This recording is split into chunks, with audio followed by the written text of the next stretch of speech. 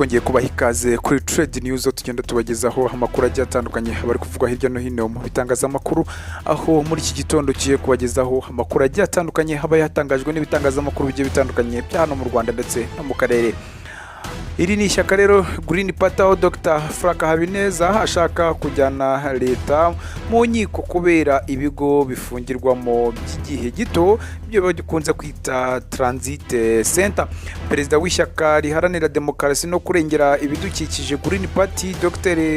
Habineza yatangaje ko bari gutegura ikirego kizajyanwa mu rukiko rw'ikirenga basaba ko Leta yakuraho ibigo bifungirwamo by'igihe gito byitwa Transit Centers kuko asanga hari ababinyuzwamo ariko nibahinduke. Yabigarutseho kuwa 21 Gashyantare 2025 ubwo yibandaga yari mu mahugurwa y'abarwanashyaka baharanira abandi mu karere bahagarariye abandi mu karere ka Rulindo mu ntara y'Amajyaruguru. Habineza Frank yabashimiye uburyo bitwaye mu matora y'umukuru w'igihugu n'abayabadepite aheruka nubwo batatsindiye umwanya w'umukuru w'igihugu bifuzaga. Bagaragarije ko manifesto batangazaga mu gihe cyo kwiyamamaza itarangiye aho ahubwo ko izakomeza kugenderwaho mu myaka 5 iri imbere. Yemeje ko bazakomeza guharanira ko ibikubiyemo bishyirwa mu bikorwa, cyane ko hari ibyashyizwe muri NCT2 hagendewe kuri za manifesto z'imitwe ya politike yiyamamaje mu matora y'umukuru w'igihugu n'ay'abadepite.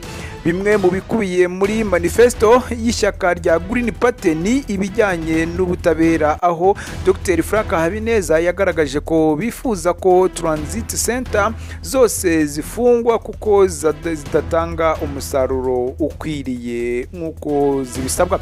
Yabwiye abarwanashyaka ko bagiye gutegura ikirego bazashyikiriza urukiko rw'ikirenga bagamije kurega Leta kugira ngo izo zifungirwamo aba bantu zikurweho kuko zidatanga umusaruro uhagije. Yakomeje agira ati dufite icyizere ko tuzatsinda kuko tuzashingira ku itegeko nshinga ryacu ritanga uburenganzira n'abantu bagomba gufungwa bakoze ibyaha. Dushingire ku masezerano mpuzamahanga u Rwanda rwiyemeje kuko nayo ari ku rwego rwa 3 ku matora agenga igihugu. Dufite n'ubuhamya bwinshi harimo n'urw'abanyarwanashyaka bacu n'abandi bazifungiwemo. Dufite ibimenyetso tuzabikusanya neza kandi n'abanyamategeko turabafite. Hari abari mu mashyaka ariko nibiba ngombwa ko twiyambaza n'abandi bahanga tuzabikora.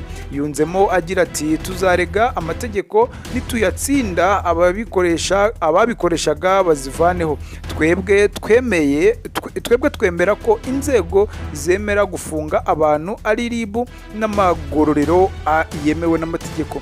Tuvuga ko ubushobozi bwinshi twabushakira kuri ribu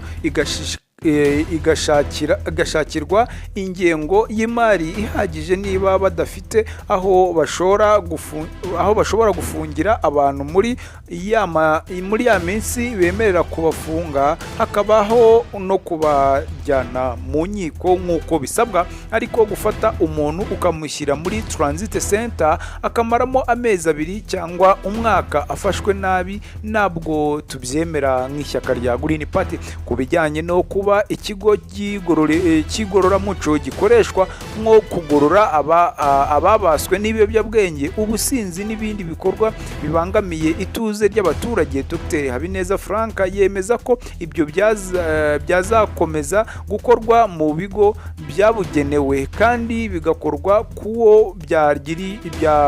kuwo byagaragarijwe ko na muganga byemewe yabitanzeho umurongo ko akeneye ubwo buvuzi. Yakomeje agira ati bazafate abantu bafite ibibazo by'uburwayi babatware mu bigo by'igororamuco atari Transit Center. Kandi urumva ko amagambo atandukanye abakekwaho ibyaha ni ribu niyo tuzashyigikira. niba umuntu akekwaho icyaha bamufunge muri ya minsi 5, nibisanga kimuhama ashyikirizwe ubutabera bamurekure, cyangwa se nibasaba kitamuhama bamurekure. Ariko dufite n'izindi nzego nk'abunzi nazo zakongererwa ubushobozi zikajya zikemura ibyo bibazo. Dr Frank Habineza agaragaza ko hari n'ikibazo cyo kuba urukiko rutegeka ko abantu bafungwa iminsi 30 y'agateganyo, ariko hakaba abo biviramo gufungwa n'imyaka 2 nyamara bakazaba abere. Yagaragaje ko abantu bafunzwe icyo gihe bazagirirwa abere n'urukiko bakwiye guhabwa indishyi z'akababaro, kandi ko ibyo byagabanya ubukana bw'ibyaha. Raporo ya Komisiyo y'Igihugu y'Uburenganzira bwa Muntu y'ibikorwa bya 2023-2024 yagaragaje ko abantu barenga 7,000 hirya no hino mu gihugu bari bafungiwe muri izi transit center, zimwe zifite n'ubucucike bukabije, bagiye bamwe bagirwa abere. Dr Frank Habineza ashaka kujyana Leta mu rukiko nk'uko abitangariza itsinda cyangwa se ishyaka rya Green Party. Abanyarwanashyaka ba Green Party mu karere ka Rulindo niho bari bateraniye. Namakuru Trade News igenda ibagezaho mu buryo bugiye butandukanye, aho icyo usabwa ari ugukora subscribe ubundi